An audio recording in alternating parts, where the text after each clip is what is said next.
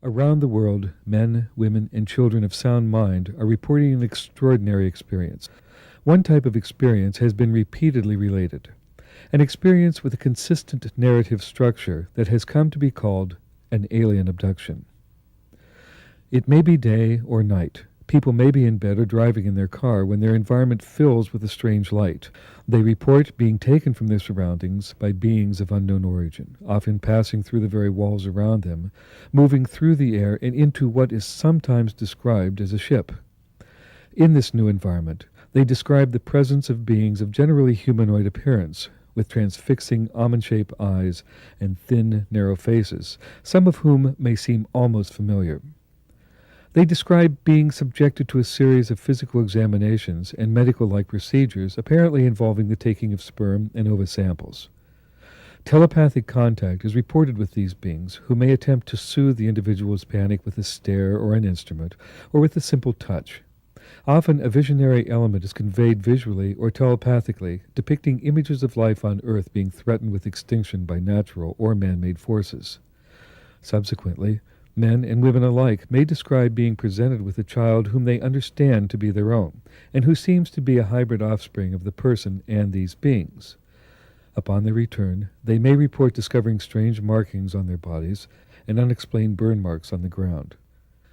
These experiences challenge people's beliefs about the nature of the world.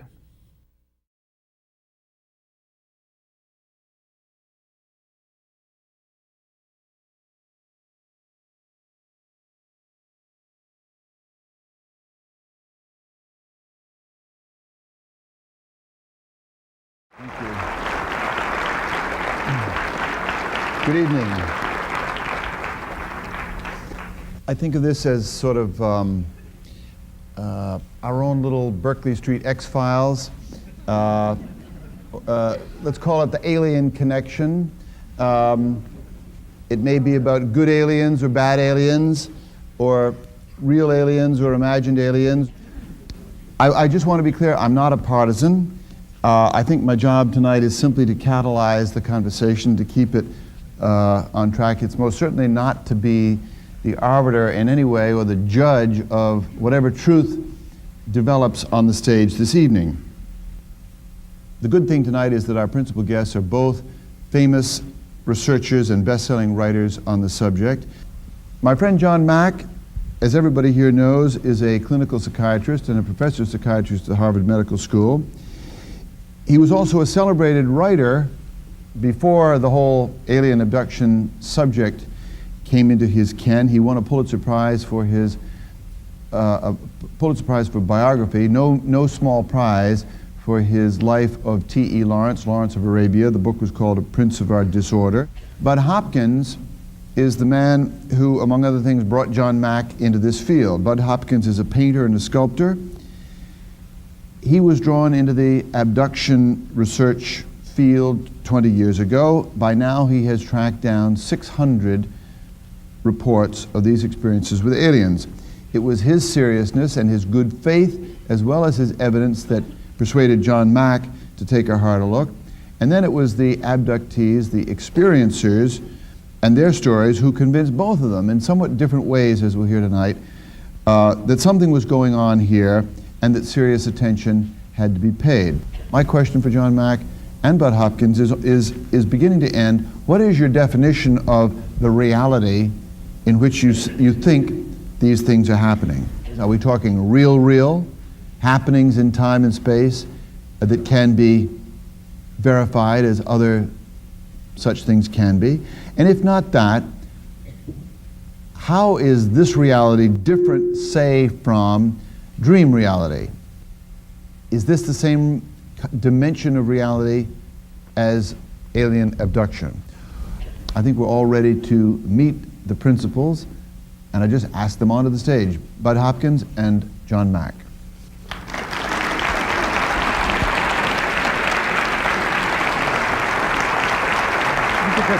Evening, Bud. Thank you. Thank you very much. Evening, John.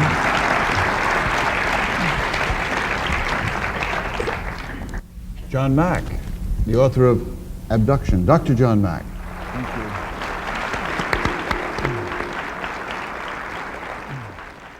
I want to to thank Chris for taking this on and being willing to show up here in Boston and with a couple of disreputable characters like Bud and me, and shows his courage and pioneering spirit.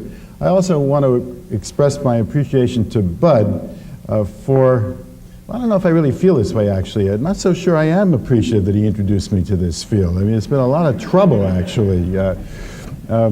But I have deep fondness and admiration for his pioneering role and spirit in this. What I'd like to see happen here tonight is that we really deepen some questions. I happen to be very interested in the reality question, or the ontological question as it's formally called in philosophy, and I hope to arouse and deepen your curiosity about all of this. Now, what happened to me with Bud is that somebody asked if I wanted to meet him. This was the fall of 1989, and I'd never heard of him. And they said, well, he's this guy that works with people who think they've been taken by aliens into spacecraft. And I said, he must be crazy if he believes that, and this must be some new form of psychosis. Well, I had a couple of free hours, and I went to see him, and I liked him. He seemed sincere. He didn't seem crazy at all.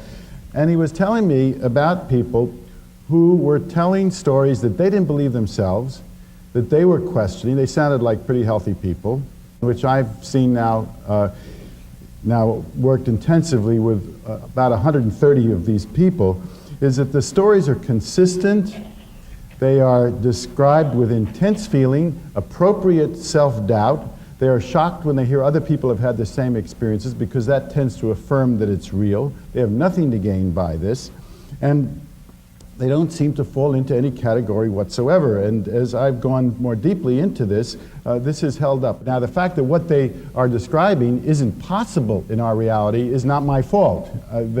What you then have a choice of trying to stretch what you might consider to be possible at that point. First, you have the event level element. Now, I believe overall this is a phenomenon of enormous complexity, meaning, and value for understanding of ourselves, who we are in the universe, and we're just beginning to grasp what this is about. So there aren't going to be answers here tonight, just deepening questions. First is the event level aspect. This is the sort of traumatic part, this mixture of subjective and objective elements that have to do with the intrusive, rape-like aspect for some people. The physical evidence is there. It's part of the picture, and it works together with the subjective evidence to create this picture. The trauma is not just what has happened, it's also what I call ontological shock. In other words, to the person having that experience, this is no more possible for them than it is for us. So we struggle together with that question. The second important element, in my perspective, is the information that occurs, and a great deal of this does have to do with the ecological aspect. In other words, the showing of the images, panorama of the planet destroyed, vast pollution, the earth destroyed on television-like monitors, through the eyes, in voice, mind-to-mind communication by the beings, and this has an enormous impact on the consciousness of the individuals. And so much so that it affects deeply their choices in their lives, and I do believe this is not just deception, but I believe it's an important part of the phenomenon itself, and I see this in case after case. Next, you have what I call the spiritual aspect of this phenomenon. This is the sense that people have that they're somehow being open to source, returning to their what they call home with a capital H, the spiritual origin of all that is, and they feel that they are brought closer to that, and many experiencers feel that that's a fundamental part of this experience, that they're brought closer to the depth of being, the Godhead, whatever you want to call it. There's different language for this. Here's one young woman's way of describing this. She said, I think Source's purpose for letting that happen, that is allowing the aliens to come, is to bring back memory of us, of Source, to empower ourselves. I think it's almost like a baby going from crawling to walking and realizing that I am. That's what I think Source's reason for this, I am. And a fourth element, which is, again, something where I think Bud and I differ, is the relationship between and there is not one type of alien perceived. The most common are these grays with a big black eyes, which I'd never heard of when I started this work, but there are also various other kinds of beings. And Bud sees the relationship as cold and different. In his autobiography, which he's sharing with me, he wrote at the very first page, he said, "The mystery of those cold creatures who have come here from God knows where, subverting our truths and violating our planet." Well, there is that element in the beginning, but in my experience, if you work with the terror with the person, you work with the mystery, you have them sort of put the nose of the prow of the self into the phenomenon, that it does transform, that it does become more spiritual, that growth does occur.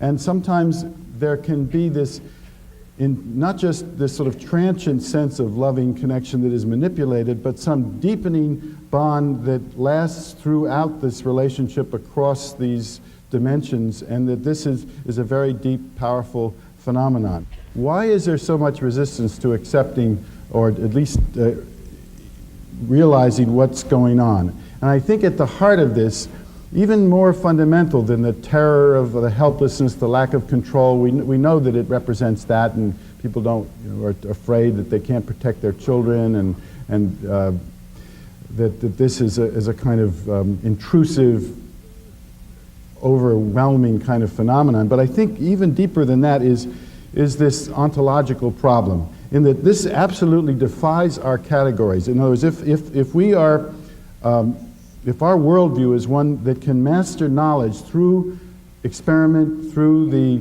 methods of basic science, this doesn't fall into a category that allows us to do that. It crosses over. You can't locate it. It is both physical and it is as if in another dimension at the same time. We can't get at it. The clients, although they'll make it clear, it's not a dream, it's real, it's altogether real. I know a dream, I wake up from a dream, this is different, I have knowledge of this, but they'll say, but it's not this reality. It comes through as if through the scrim of a theater front and enters into our reality, and it is in that reality altogether real, and it introduces them to a deeper fabric of reality that lies beyond this one. It seems to me at the heart of what is called for now is that we allow this phenomenon to, through the questions we ask, to expand our notions of reality, to include unseen realities as perhaps even a deeper reality, but an other reality, not simply the objective physical world, and that we learn to value knowledge that comes from those realms. I was a psychologist in Mexico recently said to me, and he was only half joking, he says, if I can't measure it, it doesn't exist. And he was quite serious about that. But what this phenomenon, I think, along with many others, like the near-death experiences and out-of-body experiences does, it invites us to value knowledge that comes from the subtle realms. In other words, it asks us to credit our experiences, to develop criteria for how do we judge whether an experience can be taken seriously. Is it because thousands of people are having the same experience? Well, you could say, well, all having the same delusion. Well, how do we decide? I think these people haven't known each other. They're doubtful about these experiences. I have certain criteria by which I decide these experiences are to be taken seriously. It goes along with the physical evidence. It's that combination, but we don't have a methodology yet. And I think I'd like to close with the point that I don't think that this phenomenon is going to be proven. In other words, I think that the deepening of our understanding and knowledge, the expansion of ourselves in relation to it and other similar phenomena is going to occur by crediting and allowing other ways of knowing about reality. In other words, expanding the way we know and what we credit as important. I don't think it's going to yield its secrets to the frameworks of proof that we have developed to apply to phenomena that are purely in the material world. Thanks.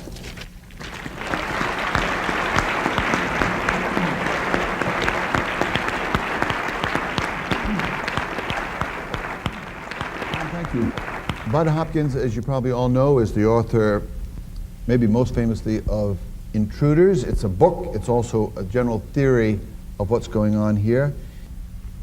Bud Hopkins.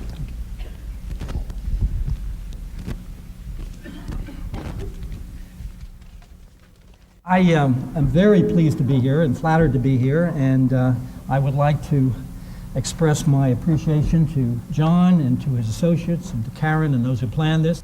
I would just like to also say something about my respect for John Mack, for his courage, for the difficulties that he's undergone in bringing a very unconventional subject to the attention of a university that perhaps is overly frightened by something as new and dramatic as this. But I think any human being in this room would have to admit that if the UFO phenomenon is occurring, as the report suggests, it's the most important event in human history.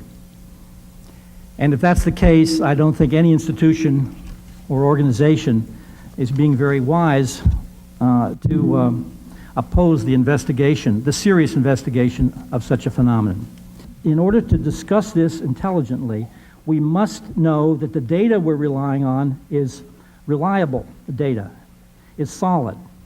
The data, of course, comes mainly from the reports of the people who've had these experiences, plus a whole range of attendant physical evidence, which I don't want to go into at this point. Now, what do we know about the UFO experience in terms of the reliability of what the aliens say?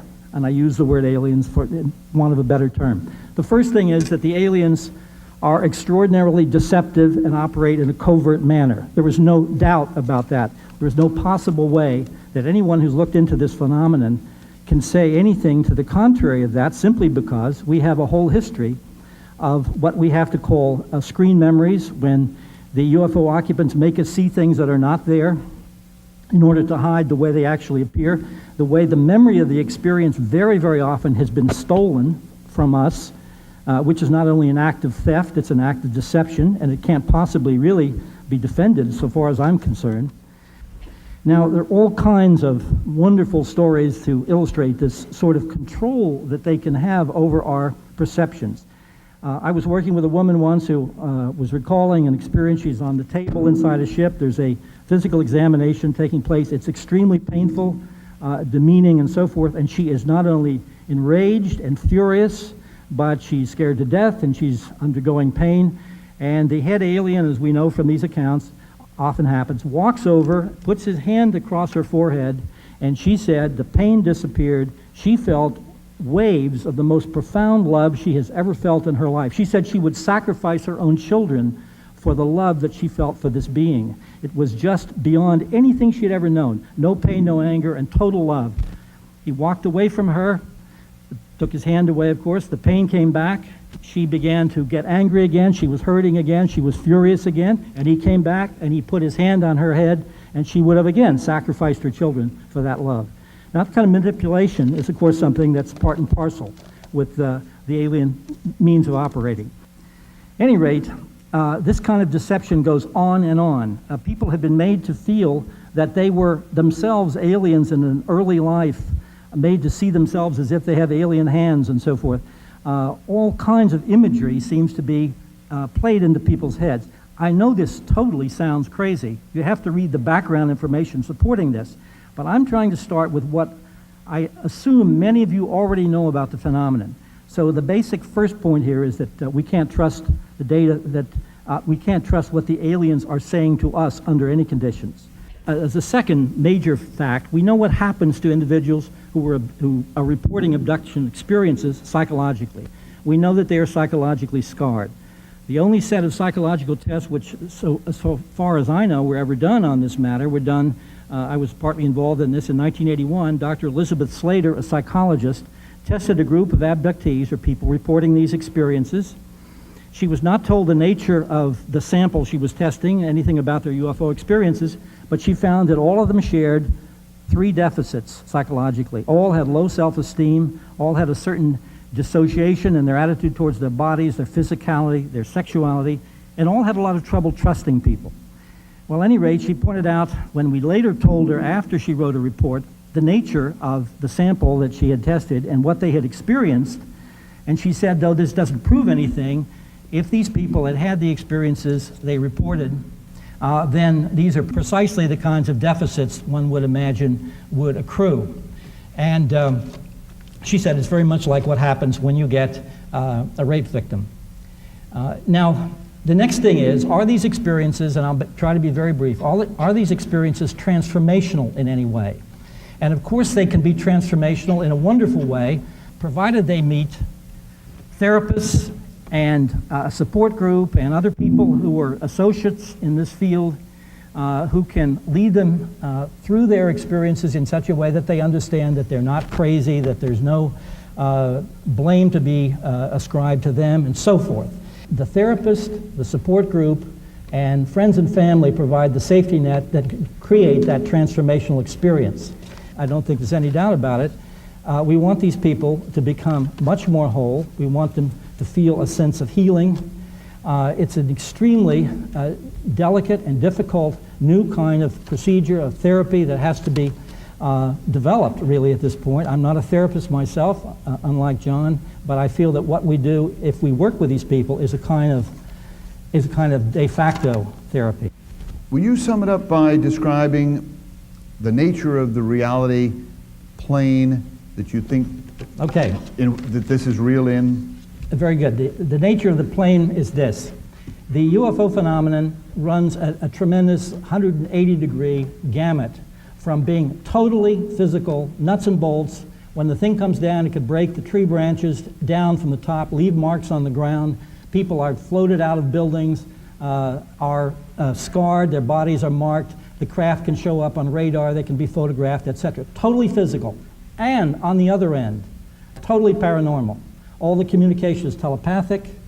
The craft can be apparently unseeable at some points. We know that people can be floated through walls and they're actually missing. This is not an out-of-body experience, it's an out-of-the-house experience. The hardest thing for scientists to accept is the idea that it is both physical and so totally paranormal. The whole paradigm of what's possible, of course, has to be expanded. And the last thing I'd like to do, Chris, if I may, I'd like to read a short statement that a woman wrote, an abductee, about her attitude. She's a psychotherapist, how she has dealt with this kind of transformation.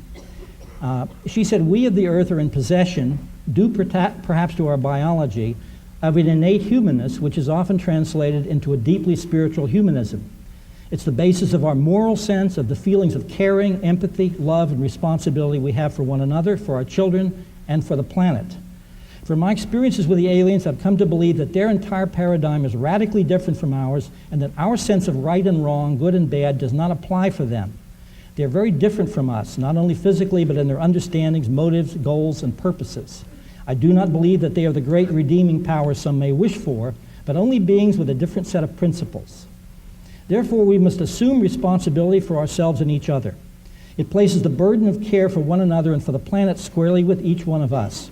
For what can we gain from them if not the understanding of our own nature as a species, using them for comparison?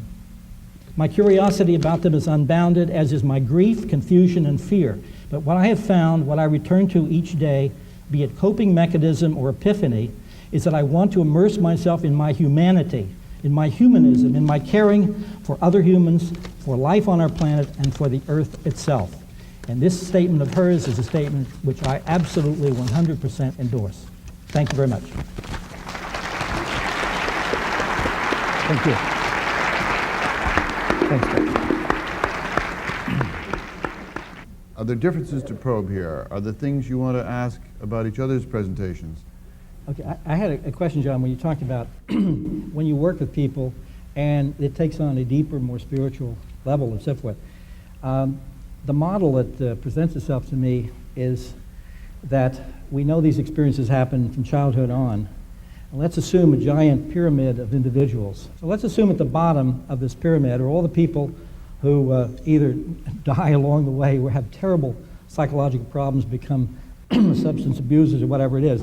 Up a little further are people who have had more understanding, counselors, parents, whatever, have been listening to them, perhaps they were stronger, and perhaps they're handling these things a little better with fewer psychological problems. You go higher in the pyramid and you find a few people, fewer, who are lucky, and they have run into a John Mack or David Jacobs or many of the people doing this kind of work and have been helped by them and met a support group, and they're doing much better. And finally, at that top, we find a group, a small group, that has managed to somehow transform themselves with all of that support. And in a certain sense, at that top of that apex of the triangle are those lucky few who have survived intact, more or less. And down at the bottom are the vast majority who are having a lot of trouble with this. I can't look at that myself and get granted any kind of moral approval. I find that extraordinarily upsetting. And if this is what the alien phenomenon is putting human beings through, I don't want any part of it. My feeling has always been that they may be here ultimately for good purposes or be ecologically concerned or whatnot. They're doctors to heal the planet, but I don't like the bedside manner in the meantime. And so that's why I find it very difficult to look at that in any kindly way. I think I've seen over the 22 years I've been doing this, I've seen far too much pain, far too much damage, far too much psychological, even physical damage done to people. And I don't think that this is deliberate. I don't think the UFO occupants are intending it, but I've just seen too much pain to indulge it with the idea that somehow it's going to all turn out okay. That's my basic issue. John Mack. I guess I'd like to try to take the discussion out of the question of whether this is benign or malevolent. I don't really see it that way. And I don't for a moment deny that people have had deeply troubling, traumatic, disturbing experiences, have in rare occasions have contemplated suicide. There's an irony here in a way, Bud, because I'm supposed to be the psychiatrist here, right? I'm supposed to see the really troubled, disturbed people, and it almost seems as if you're seeing the worst cases from the mental health standpoint, and I'm seeing the sort of more sort of seeking ones, which may have to do with who we are and how we work and what goes on. So I don't want to get into, I don't want to give the impression that I think this is, as sometimes I'm quoted as saying, this is all sort of good and it's enlightened and it's all going to turn out for the better and it's simply godlike. No, this is highly traumatic for many people. It is deeply disturbing. First of all, it's traumatic in simply the helplessness being taken against their will. It's traumatic because this is still not acceptable in this culture, so people are isolated. They can't talk about it. They don't get sympathy like they would for more generally considered forms of abuse. Alien abuse is not something that you can go talking about with even with your parents and colleagues, although this may be changing some. Then it is ontologically traumatic. This just can't be. It shocks everything people believe about the world. And then finally, it isn't over when it's over. It can recur at any time, or parents are troubled that they can't protect their children. All that is true. But at the same time, I don't find that the people that have these experiences, they tend to be way over on the healthy end of the spectrum of people that I've seen. I mean it in terms of their ability to handle it, the fact that a little goes a long way, that they seem to be able to integrate it with a minimum of help, that they often will feel themselves part of some life-giving process. It's not simply traumatic, and that if they stay with it, the whole quality of the experience changes. The quality of the relationship with the beings, again in quotes, changes. So again, I don't want to leave the impression that I don't know the suffering that goes on, but something else occurs Can I ask as you you both work a with question, them. Yeah. starting with Bud? But you started by saying that if the UFOs are real, this is the most important event in the history of the species. Big if, but it's a plausible conclusion. However, I find it somewhat, you've got the telescope pointed in the wrong direction here. You talk about wanting to help heal the people who receive the message. That seems to me utterly illogical in terms of your premise that this is the most, if it's the most important event in human history, if we're getting a message from someplace else about the fundamental nature of reality, I mean, to be blunt about it, who cares that it hurt a few people on the way? What about the message? What is the message? How do we know it's true? You know, what's the story here? If it's important, if they're real, and this is the most important news of human history. What the hell is the news? Well, of course, the reason we do investigations is to find the answer to those questions. We're in the middle of an investigation. I'll be the last person to sit here and say, we know the answers to those questions. What is going to happen here? We don't know what the end term is, so I'm urging an investigation into it. It's kind of amusing, as John probably knows, that there have been several different people who we've both been seeing. And one young man said to me that, he said, it's funny, Bud, I come to New York to see you when I need to feel stable and grounded, and I go to see John when I need to feel excited and uplifted. And We could just end the evening right there. which I think that's funny, considering that I'm the artist and he's a psychiatrist here. I think there's a mix-up here. But the point is, obviously, I work with people in terms of a certain attitude of triage. Whoever's bleeding the worst gets seen first by me. As you work with them and as they come to see this and so forth, then the spiritual interpretation comes in, then they feel better about it, but that again is due to John's intervention. What you have to ask yourself is, if these people have been dealing with the aliens on their own for 25 or 35 years or whatever, and they're devastated, and there's a final, ultimately very good outcome, then I think John should get the credit, not the aliens. Well, there's something a little weird going on here, because I come from a very secular, rationalist background. People, well, this is John's sort of religious, spiritual viewpoint, or seeking, or whatever. That's not how at least not how I saw myself growing up. I saw myself, my father was an English professor, very academic. The whole notion of God was rather treated as, we know better than that. We read the Bible in the household as purely as literature, not as a spiritual document. Now you could say, well, I had this sort of hidden hunger for spirituality, so that it emerges. But I was very slow to see this phenomenon in those terms. My sense is I learned this from the people, not that I brought that to them.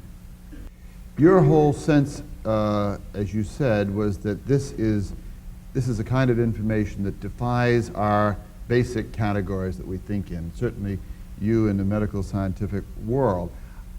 I got to say, I'm struck that this is extremely familiar in terms of the categories that most of us live in. You say it's counterintuitive, but the images of aliens that people report to you are very familiar stuff on television, in popular movies. What if these things aren't really counterintuitive or countercultural at all, but they're basically the oldest myths of humanity, just reappearing in fresh form? Well, there are 1,000 reasons why that's not the case. And it has to do with the fact that UFOs were studied first by the Air Force as a Nazi secret weapon during World War II. Nobody thought they were Well, that doesn't godly. make them out of space. That makes them No, out of that Germany. made them physical. Okay. Physical, okay. So we start with the idea that there are physical things flying around that accompany planes, and then we find that they can be photographed, they turn up on radar, and no one knows what they are. There's no religious belief attached to them. There's nothing of myth attached to them. These things leave marks on the ground when they land. They have a total physicality. Now, you talked about the image of the aliens being familiar. Why? And that's because those images were presented very strongly and clearly in the film Close Encounters, Steven Spielberg movie, because his special effects people went to Alan Hynek and the Center for UFO Studies to get an account of what these things actually look like. And we get the same drawings from people in countries that are people who are totally illiterate and so forth. John, would you take a crack at the whole question of whether this indeed is counterintuitive or in fact deeply sort of culture affirmative? The abduction phenomenon doesn't fall nicely into any kind of Judeo-Christian mythic structure with which I'm familiar from my reading of the Bible. It actually goes against it. It's rather at the most obvious, manifest level. In fact, it's often called, must come from the devil because it's so unimaginatively sort of real and crude. Little guys with big black eyes, or luminous beings, or reptilian ones, or insect-like ones coming in, taking people against their will, leaving marks on their bodies. at the first blush, it's rather anything but the glorious mythic narratives of a formal religion. It doesn't resemble it at all. I think it does defy categories, and it does call for a discipline that, as Bud is saying, that is rather new. Now, this media thing comes up all the time. Well, people are getting it from the media. Let me ask you, if you see somebody who is deeply depressed, for instance, and they watch a program on, say, Nightline, or on one of the self-help programs, and they talk about depression, would you argue, and that person comes in deeply depressed, that they invented the depression because they happened to see something on the television? No. What they might do is they'd bring in a few terms that would help them give language to what they had seen. But I don't have the experience as a clinician of people inventing a powerful, deeply held experience from which you cannot shake them because they happen to see a few images on the television set. It doesn't work like that. As Bud says, in this phenomenon, the media follow the research. Somebody once said to me, this whole abduction phenomenon it's like a cult. And I said, it's very interesting to bring that up because this is the precise opposite of a cult. A cult, like, let's say, the Reverend Moon or something like that, is all beliefs and no miracles. And we're all miracles and no beliefs. Because we literally do not know what this entails, what is going to happen next. We don't know really the physical nature of this. We know it has totally physical properties, at least some of the time. The basic thing is that all of humanity, I think, wants to put this phenomenon into the gods or devils category. We have the old paradigm is that there are demons out there and there are godlike beings out there, and this, by God, we're going to make it fit. Hey, and it doesn't fit. We're going to end up agreeing and fighting with him. It doesn't fit. It's okay. Good. Let me just say, this is the point on the connection. We'd go to phone calls, which is to say, go to Linda in Woburn. But we're going to ask people to, if there are questions, and I hope there are, or brickbats or experiences or whatever, would like you to feel free to join the conversation. On this mic, please. I want to ask for you to kind of summarize and synthesize from the reports that the abductees tell you of the behavior of the aliens, what the motivation and the modus operandi of the aliens seems to be. From what I know of it, it seems as though these are scientific expeditions that treat the abductees like we treat laboratory animals, and partly breeding expeditions, which again treat the people they gather as sources of biology rather than feeling creatures. Can you add to that casual impression of mine? After all, you said there were 600 cases. What does it sum up to be? Well, Good question. What you've been saying, of course, I 100% concur with. This is, people do feel like they're a laboratory specimen, involuntary specimen in someone's ongoing experiment. And the breeding issues and so forth, their interest in human DNA and so forth, all of this is part and parcel of the reports that we've gotten from around the world. But I think there's another issue that's also interesting. They are extraordinarily curious about human emotions, our interior life, an emotional life that they don't seem to have themselves. And very, very often, they will demonstrate, they will present imagery or little scenes or something, who knows how this is done, as if they are creating kind of projective tests to see how human beings respond. Many human beings think that, many abductees think that when they're shown things, it's predictive, it shows the future. But essentially, it seems more logical, although who knows, that rather than predicting anything, they want to see our reaction. For instance, as John said, they'll show us images of devastation of the earth. They might be extremely curious to see how we respond to the idea of a damaged planet. They seem to be very, very curious about how human beings relate to one another. They seem to be at the most basic human level. They're most interested, it would seem, in all the things that make us particularly human. They're not interested in our water supply or our atomic weapons or anything like that. They seem to be, thank God, interested in the things that most make us human. John, do you want to take a crack at that? Again, I'd like to stress that this much of this really has to do with kind of different experiences with the experiencers. I know that many of this kind of cold indifference that Bud describes, where we're just kind of laboratory animals, that's there. There's no question. And yet, at the same time, I've had very discriminating people who describe actual evolving, deep, profound, loving bonds between the humans and these beings that last over time, that some experiences describe as many times more powerful than anything they can feel on Earth. They have, someone will describe a mate that is occurring in this other reality. And again, in my experience, this showing, for example, of apocalyptic scenes of devastation of the environment, of the earth, of the pollution, is not simply to test our reactions, but is a kind of desperate effort to communicate something about us to ourselves. It is not apparently the way the universe works that we're going to be saved, as people say, well, why don't they save us if they can see all that? Well, it doesn't work like that. It works to open up our consciousness in some way to what's going on. Now, I have a funny feeling just here with you, and that we're going to have to go further with this ontological question, because we're slipping from into a kind of literalism about this. One of our most fundamental categories is this inside, is it outside, is it us, is it them? And even that category is up for questioning, it seems to me, in this phenomenon. Back to the callers, please. I just feel if the flying saucers exist, we stand to lose a lot more by not taking them seriously than we lose by taking them seriously should they prove not to exist.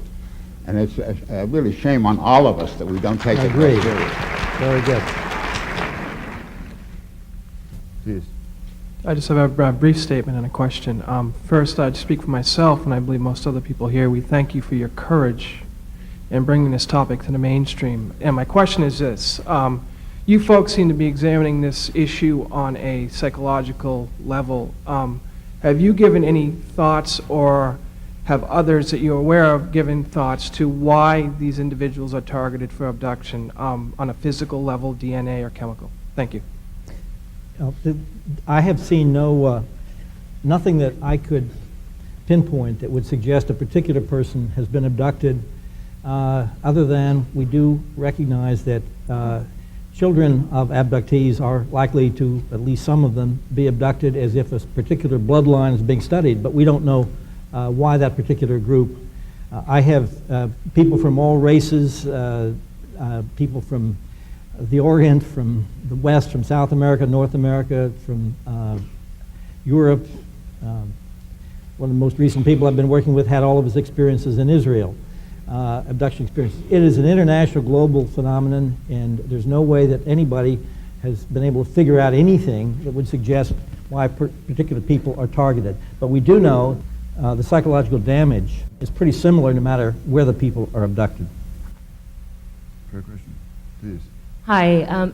It seems to me that there's two issues here. One is the detail of how these abductees are abducted and what the motivation or goal is of the aliens, but I don't really know if we can ever know that answer and can actually distract from the bigger question, which is this changes our whole world view, and it changes our way of interpreting reality.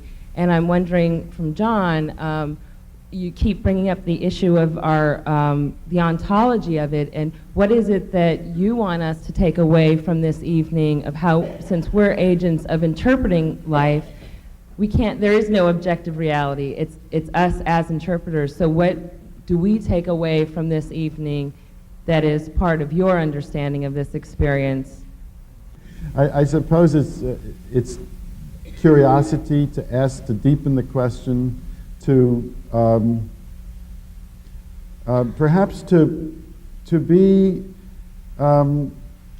open to the idea that there may be other realities, that this Grand Canyon we've created between the so-called other realms, the fourth dimension, the subtle realm, the implicate order, that world is not forever separate from our world, that there are people that, I'm not saying that it's separate for all of us, but for what we've been using this term mainstream. In the mainstream reality, that world is the world of the subjective. It's the world of myth. It's the world of religion. But it doesn't show up. It isn't supposed to cross over and manifest physically in our world. And when it does do so, then the person who says it's physical will say, well, the evidence isn't good enough, or it isn't real. That barrier, those domains are supposed to be separate. And I guess one of the things I'd like to have this evening create for us is that those are not separate domains, that there is interchange, that it can show up physically.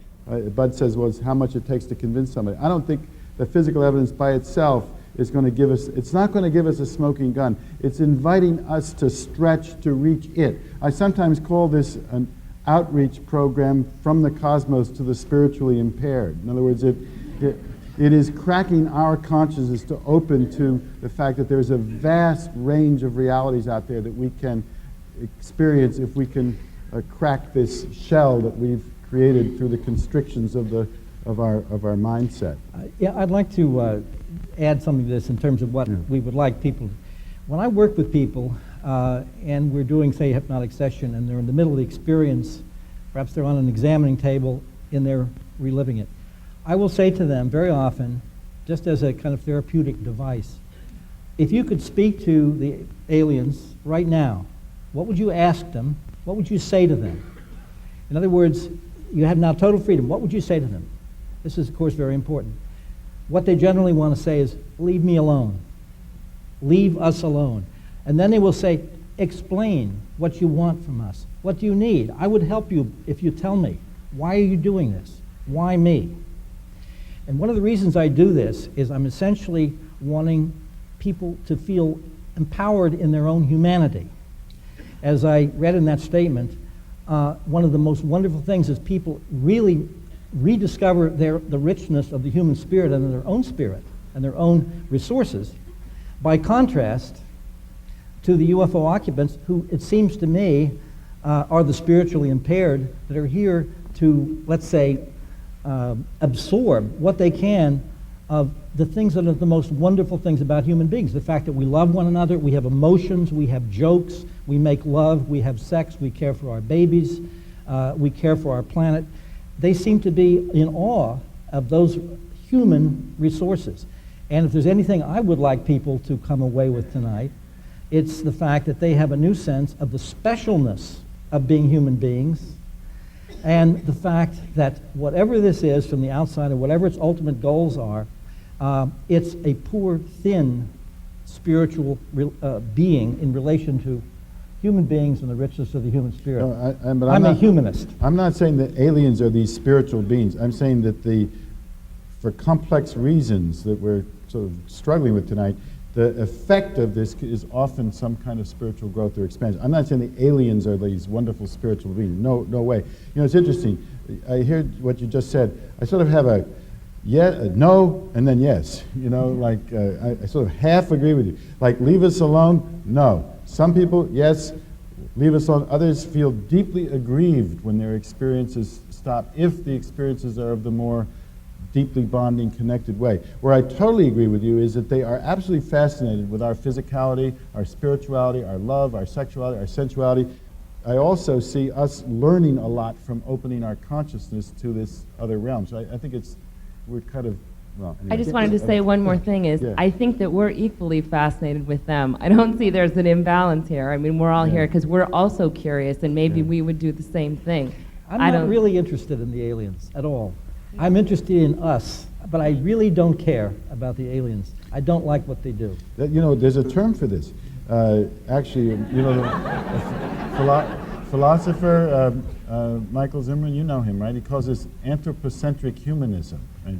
So, which is a good thing in a way. My name is Karin. I'm an experiencer.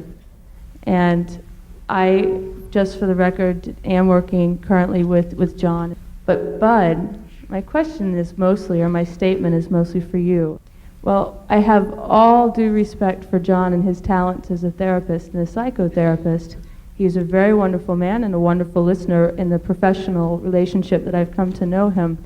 He has, not by any standard, been the one responsible for my spiritual growth in this experience.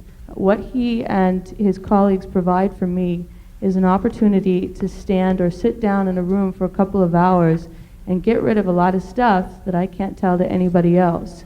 I don't think that we're ever going to know, or at least for a long time, what this experience is about. I was a Rush Limbaugh watching, right-wing, very square box, very three-dimensional, very much, I don't think, maybe somewhere out in Arizona, somewhere 30 years ago, some guy maybe got abducted, I don't know. It didn't have anything to do with my reality. I think that each experiencer who's going through this knows that this is very much an individual experience, and each person, depending on where they are in their life, where they were with their parents, where they were with their relationships with everything, is going to come out with something different. For as difficult as it is for us as human beings to not have boxes, it's very important in this experience to not have a box, because we don't have any answers. We have nothing but questions. And I experience terror, and I experience joy, and I experience them simultaneously. And 1 minute I'm this, and the next I'm that. And I know you're familiar with that. But I think it's very important that something is obviously, definitely happening. And if we close ourselves to it, we will be missing perhaps one of the most incredible experiences that mankind is to develop. And I think it's important that we stay open, period. Thank you.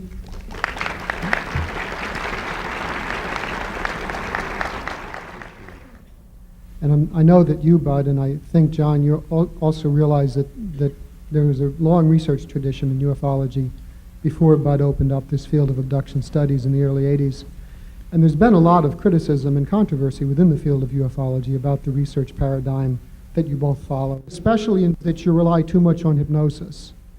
John, do you want to comment, particularly on the hypnosis question? Well, I've tried to sort of demystify the hypnosis question. There are traditions in hypnosis that go back to Mesmer, which has sort of theatricality related to it, the deep trance, a person lying down, a certain kind of power the hypnotist has over the person, the idea that they're being suggested to. And these traditions die hard, and it maybe even the practice of them dies hard. What I try to do is, I don't even use the term anymore. First of all, the great bulk of the information I get is from ordinary, what is called ordinary conversation, not from hypnosis. I will sometimes do what is called regressions or hypnosis, but really is nothing more than a simple relaxation exercise. You simply try to stop the flood of social stimuli to let the person just relax and say, and open to the recall of some event in their lives. And it's not particularly hokey, and what comes up in that context, as Bud says, is no more or less consistently reliable than, or consistently distorted than the efforts to make themselves look good and to speak to what makes sense to them in ordinary conversations. And also, one thing that can be said is that in every hypnotic regression session that I do, I build into it dozens of test questions that can help me try to lead the person, to see if they're leadable, away from what happens to be truth that I know about the patterns or about other witnesses in the same case or whatnot. So you can test it internally, and I do this consistently. Please. Please. Have you looked into any of the so-called channeled writings or telepathically received information? Oh, boy. My issue of sometimes I've had people begin to channel a couple of times, and typically once a woman began to channel and she started speaking in a very strange voice, and she was sort of an alien from wherever. And I, of course, did what I usually do in a case like that. And I said, this is very important. I need to know this. What can you tell me about the UFO base in the waters of Lake Orinoco, which I had just made up as a name? That wasn't the name, whatever it was. And she gave me a full account of the base down there. Every channeler will tell you, don't listen to the other channelers. You know, I've got the truth. I think we have to be extremely careful dealing with that. I really don't. I don't use channeling because I have enough trouble already. Okay, but I'm not But I think we need ways of trying to decide how to use that information and be critical about it, because we don't have any way to access whatever that other, if it is an other intelligence, is. How do you evaluate? For example, if the person is channeling something that you can show that there's just no way they could have known that from their Earth reality, that's interesting. But people don't usually take the trouble to establish that. I'm really grateful that the three of you are here and Pierre has gotten us all together, because I think this is just certainly stretching my mind a lot and really interesting. And one of the things that just keeps coming to me as a theme is I notice the way I keep going back to wanting to find the answer and figure out the thing, and it seems like that's a theme that we keep coming back to in different forms, like who are these people, why are they here, what's their goal, what are we supposed to learn from them? If there were a being of some sort coming from somewhere other than the Earth that wanted to do a reconnaissance and get to know these two-legged creatures on this planet, if they came with this idea that they were going to find out the answer about these two-legged creatures and what they're about, and they sent a little committee, they'd probably have a debate much like this one, where they'd be going, well, what they're really about is they're really about something they're calling science and some sort of study, and somebody else would say, no, they're really about using everything up there as fast as they can, and somebody else would say it's all about emotions, and maybe those people out there are at least as diverse as we are, only more so, because they've got these interdimensional awarenesses that they're kind of knocking on us and saying, hey, but there's more. You can do this too. That's not exactly a question, but I wonder if... well, I'd just like to... It's more a comment. That state of sort of uncertainty, confusion, stretching questions, is kind of like what I would have liked to answer to the person that asked what I wanted people to get out of the evening, is to have them sort of end up where you are right now, you know.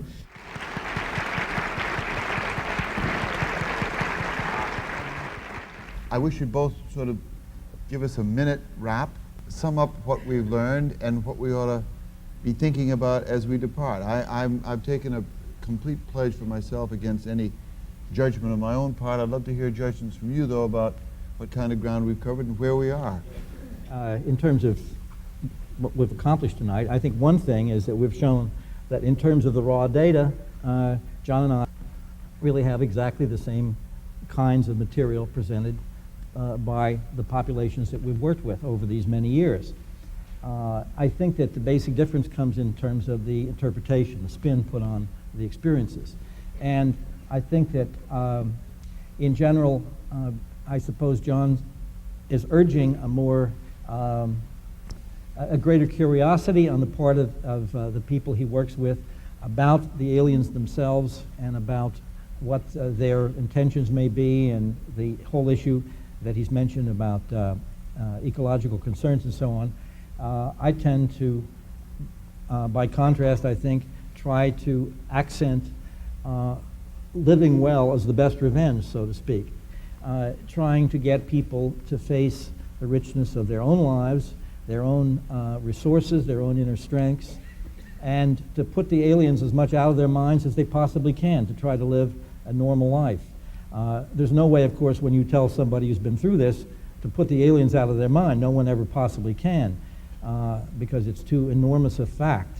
But I think that I want this to be a world in which the human spirit is central, and it's our deepest and most important value, and we're not looking in a needy way to some external force that is as mysterious and elusive and misleading as the UFO occupants. I simply don't trust them. And I feel that what we have to learn is what we have within us to begin with and what other humans can give us. And that's as simple as I can state it as my position on this whole crazy business. Yeah, I think I feel less kind of protective and anthropocentric than Bud does. In other words, I think that I don't I don't feel that this is unwelcome in general. I know that it's traumatic for many people, and I think that, as we've said, that we need to work with people's distresses. But I think that the phenomenon has such vast implications for us in terms of who we are in our universe. And it seems to me that, in a certain sense, anything that can kind of shatter this arrogance around the notion that we're the superior intelligence alone in the cosmos is in general a rather good thing. In other words, that it can open us to vast other realms of reality that are far beyond this immediate, however pleasant, Earth environment. I think that this phenomenon, insofar as it undercuts and does some damage to that anthropocentrism, is a good thing. That doesn't mean I don't think human beings can be wonderful and have a wonderful, resilient spirit, but I think we also have a tremendous kind of cosmic egoism, which this phenomenon has a way of rather challenging, to say the least. So that's kind of where I am with it. I think, excellent. I think those are two eloquent summations.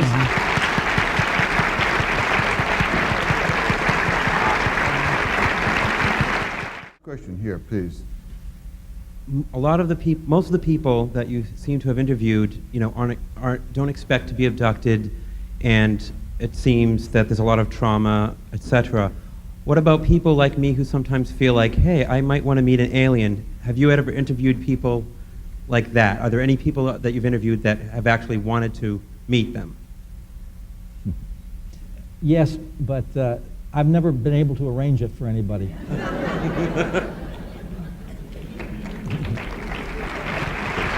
And thank you all.